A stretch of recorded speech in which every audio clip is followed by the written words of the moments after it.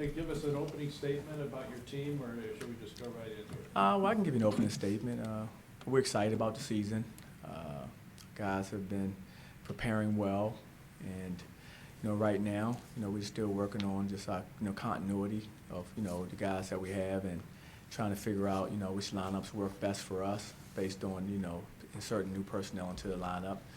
And but it's been exciting. I think the young guys have really enjoyed it, and they realize it's an opportunity for them to step up.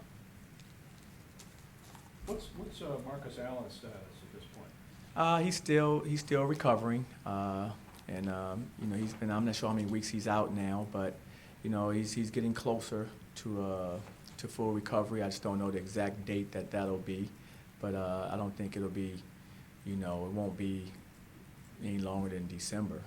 Based on how he's recovering right now. So, but I don't have an exact timetable on when he'll be returned. So, who will start at the other guard, or at the shooting guard then? Right now, if we had to start a guard, and we're still looking at, like I said, different lineups.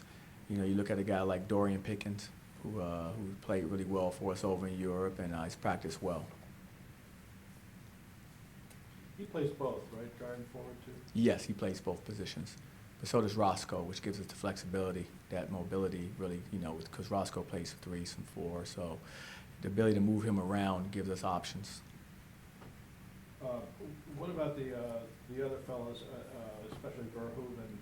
Is he how long is he going to be out? Also getting closer. I'm not sure of exact timetable with Grant as well. He had a setback, in at the end of the summer, and so that's why I really want to make sure that they doesn't have a setback again. So just making sure that he comes along and is ready to go. And but he's excited to get back. He's moving well. He's working, and I would anticipate him sometime. I think their timetables will be somewhat similar, based on kind of where they are in the process. I just couldn't give you an exact date. Is his injury the same as it was last year, or is it the same? No, he had hurt his heel, and he had hurt his heel in the spring, and an odd injury, and then so he was off of it for about almost 16 weeks, and then came back for 2 or 3 days, and it started to bother him again. He caught it early, and so I think it's still bothering me. So he's been out again, and so he's just out until. Stress fracture? Yeah, I think it was like a stress fracture in his heel. Your pick for 9th, is that going to be a motivation for your team this year? Definitely. But this conference is going to be really good this year. We're excited about the possibilities. We know we have a deep conference, and I think if you look at any of the teams from 1 through 12, I think it's going to be a dogfight every night. Just means knowing the players that are returning from a lot of these teams, a lot of experience. I just think there's going to be a lot of balance, a lot of parity, and so every night's going to be a game that's going to be decided at the very end. Is the St. Mary's game, is that a new contract, or did you play them? It's new. We've never played St. Mary's before. Thought it'd be a great game for the area. We both, and so we're going to go up there and play. Should be a great environment, for our kids and theirs. So we're excited to play that game. Is it a home and home? Or? Yes. Okay, how'd that game come about? Did someone contact you, or did you contact them? Well, I think we were reaching out for games, and they had some dates available, and so we kind of talked about maybe possibilities of maybe getting that game done. And so I think they were very excited about it, as were we, to make it happen. Because, like you say, very rarely we play teams in the area, so it'll be a great game. When you talk about the young guys, getting the chance, their opportunity, how are the freshmen looking right now? And you will need them, I guess. With the freshmen are coming along. They've all shown moments of where they can help, and that's exciting. And now it's a matter of them just gaining confidence and gaining some consistency of play. But the one thing about them all, they all have a good feel for the game. They all present different challenges with their length. At the guard spot or either at the center spot, that we find appealing to our team because of the way we play. So I think they all could have an opportunity to help us as the year progresses, especially as it starts to slow down for them. As a freshman right now, so many things are coming at them. But about another month or so, another month and a half, 2 months, and I think things will start to slow down. Nothing new will be being added too much to our system, so they'll be able to really focus in and I think really find the consistency that they're looking for and we're looking for from them. Malcolm Allen's health status, is it kind of the same timeline as Grant and Malcolm? Malcolm's a little ahead of those guys. He's a little ahead of those guys. I would anticipate Malcolm, coming back, a little sooner. He's doing a little more, on the court than those guys are doing right now. So, his return, I think, will be faster than both Marcus and Grant's. So Malcolm hasn't been in practice at all? Now, he's been at practice. Oh, yeah. He's been in different drills and some of the stuff that we're doing. He just snapped. He's still, in the process of returning, but he's getting closer. Fancy 7 feet, Sharma, is this guy gonna be a player? Josh Sharma? Yeah, well, we're excited about Josh. Not only is he 7 feet, we like his mobility. I mean, he can get up and down the floor with perimeter players. He moves very well. He really protects the rim. He just has to get bigger and stronger. But, he has all the physical tools to be as good as he want to be in this game. So I think it was a really good recruit for us, and I think he's going to help our program in the future. Would he be the replacement for Travis or Humphrey? He could be in that rotation along with, the likes of, Roscoe, along with the likes of Grant, guys that also can play in those positions for us as well. So he's in the mix with those guys. It'll just depend on what we need, but and also depend on how much he continues to develop for us. But we do have confidence based on him playing over in Europe because Mike, of course, had mono, so he couldn't play. So Sharma got all those minutes, and he didn't disappoint. He was able to go out there and give some good contributions. He just doesn't have the experience that those other players has or the strength that they have. So that's what he's lacking. But he's working on that all the time, and he's going to continue to get better. Johnny, Bernard Muir said that a few months ago that you guys had taken a look at injuries over the last few years to see if there was any kind of pattern or something that could be done preventative. Were there any conclusions?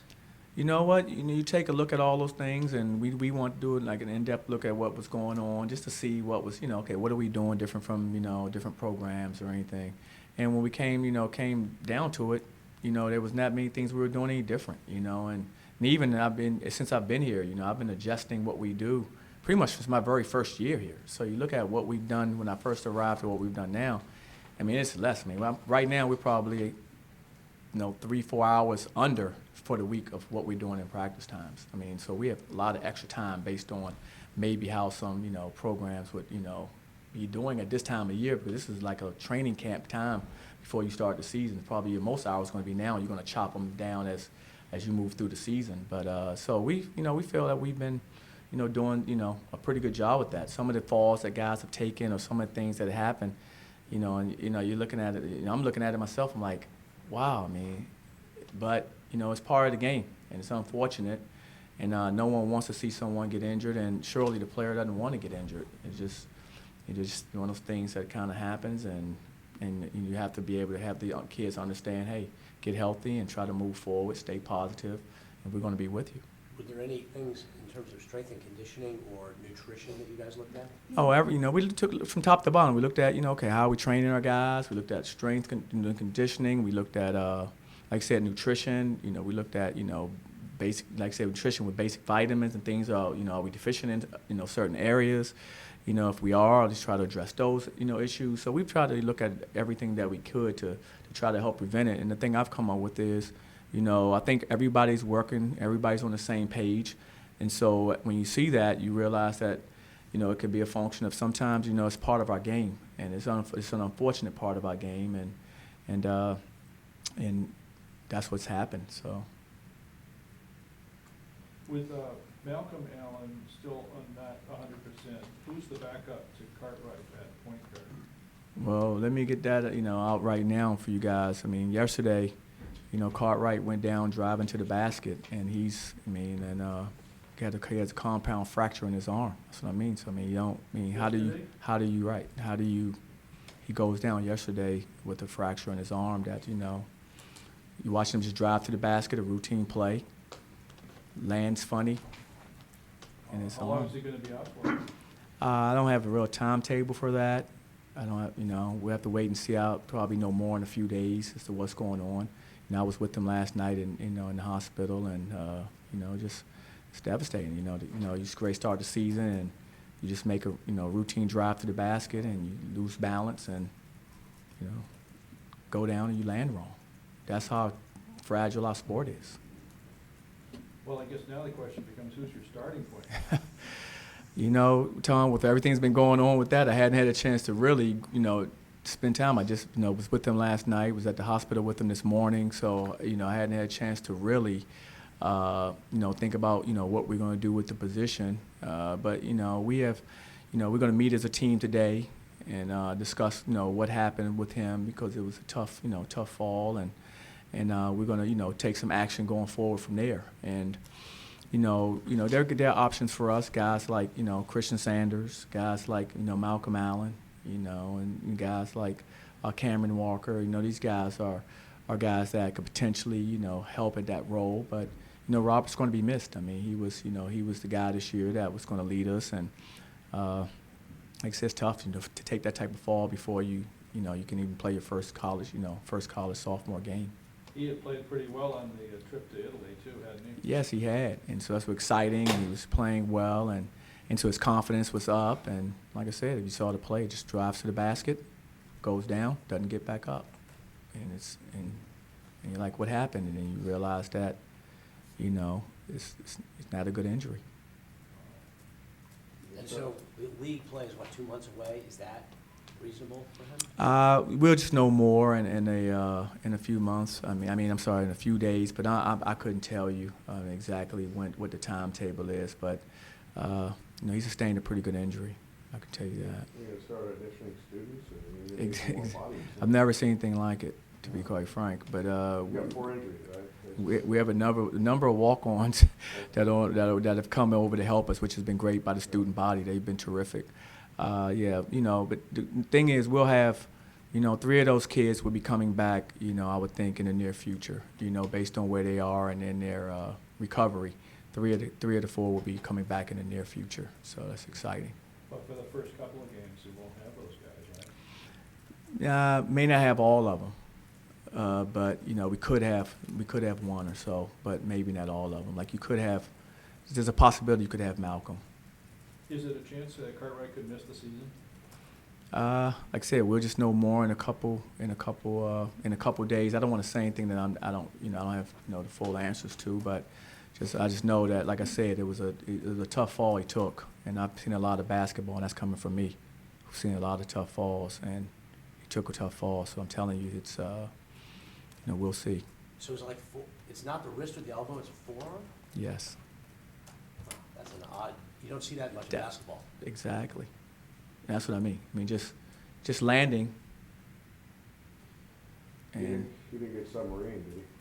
not that the angle I had on the film, I couldn't see that because I was off. Like I'm on the court like this, and it was down this end. So it's on the end. It was at the end, going to the basket with bodies around. But I asked my sisters and people that were there under the basket because guys are stationed in different areas, and he thought, as he went in, he lost his balance, as he was going through traffic. But something you've seen literally.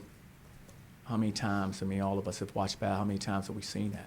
But yet, one landing that's wrong, and the young man is out. So Wow.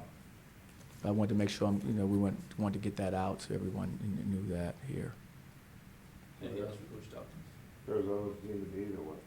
Arizona's talented team.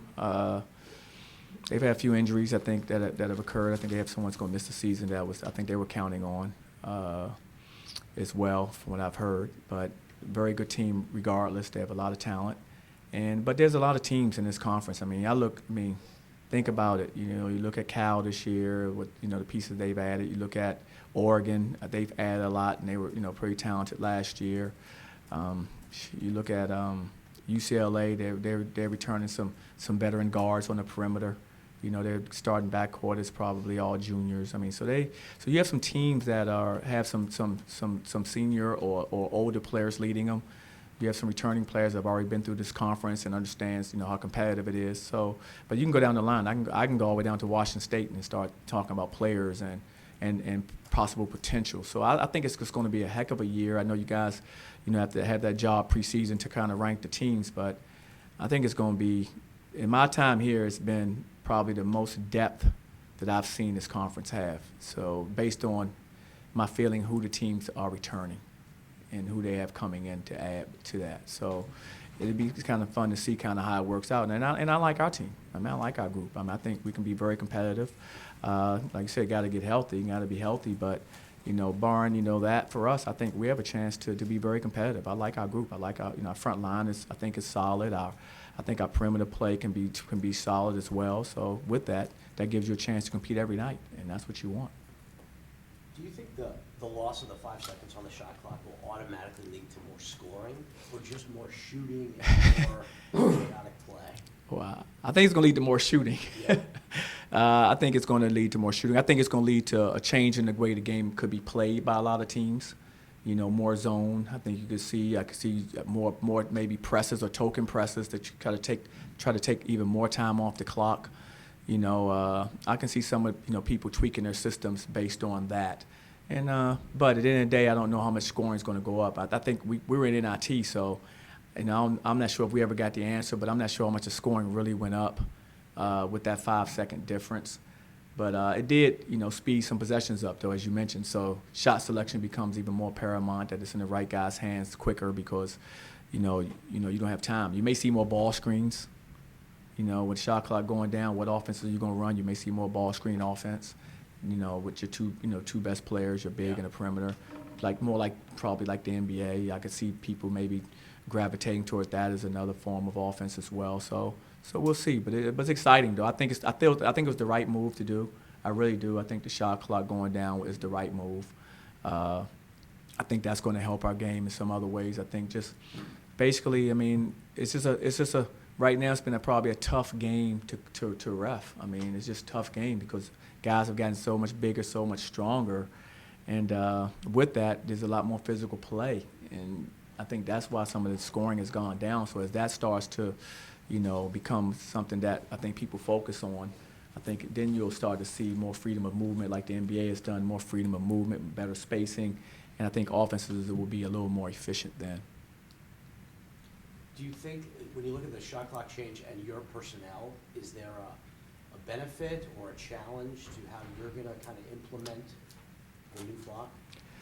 For us, I think it actually fits a lot it fits the way we play. We have a system in which we don't slow the ball down. So the shot clock, we very rarely have shot clock violations. So, I try to teach our guys, we want to play a fast tempo. So with that fits us. I think defensively, some of the schemes that we use kind of fit the clock going down as well. We've already, have different defensive schemes and that we use to kind of, slow the ball up the court and kind of take some time off the clock. So I think, we didn't have to make any adjustments with that at all. So I was kind of glad we didn't. And defensively, because of the new rules with the physical play and basically off the ball, touching and guys, all those things they're going to call a lot tighter.